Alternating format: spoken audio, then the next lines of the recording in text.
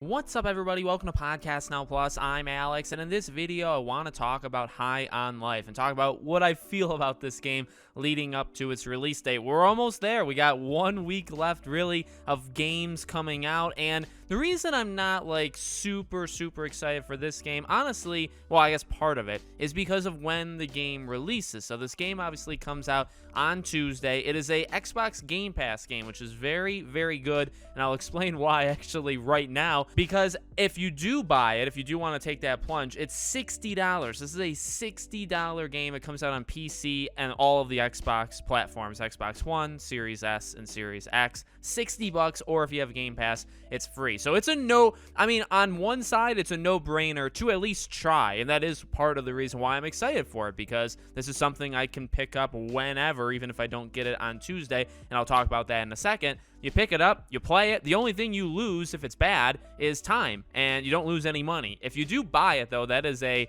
big price for a game that, I don't know if it screams 60. To be flat out honest with you, I thought this game was a $30 or $40 game before I saw that it was $60. With that being said, the game overall does look pretty solid. I know there's been a divide on Twitter about the jokes. Overall, I'm fine with the jokes that have had. If you guys don't know what I'm talking about, on Twitter there's this huge divide that the jokes are just disturbingly bad. They're not funny.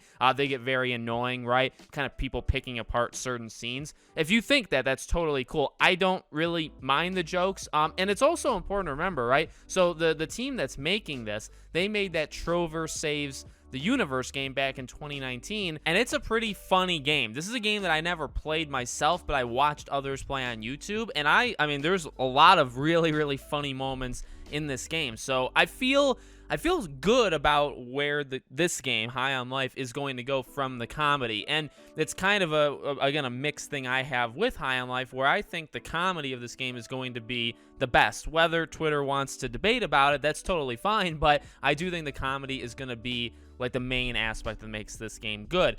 The other things is what I'm kind of worried about. So we've seen some of this game before, and from what I can tell, the gameplay doesn't scream super innovative to me. It also screams repetitive. And one of the main things that we've seen of the boss fight, one of the boss fights in this game, it seems like just the exact same thing over and over and over. And it didn't seem like a well-crafted boss fight. And, it could just be one bad boss fight and the rest are fine. But, that's the one you showed to the world. So, what does that say about, the rest of them? So we'll see. Ultimately, we'll see. Again, I'm looking at it from, I guess, one final aspect of it, right? I said the date. So it comes out December 13th. It comes out this Tuesday. But then, on also December 13th, same day, is Crisis Core. Now, two very different games, right? If you're into High on Life, you may not be into Crisis Core and vice versa. And I am into Crisis Core, though. So for me, Crisis Core gets priority. That's just the way that it goes. And then the day after is The Witcher 3's next-gen update, which is also gigantic. So,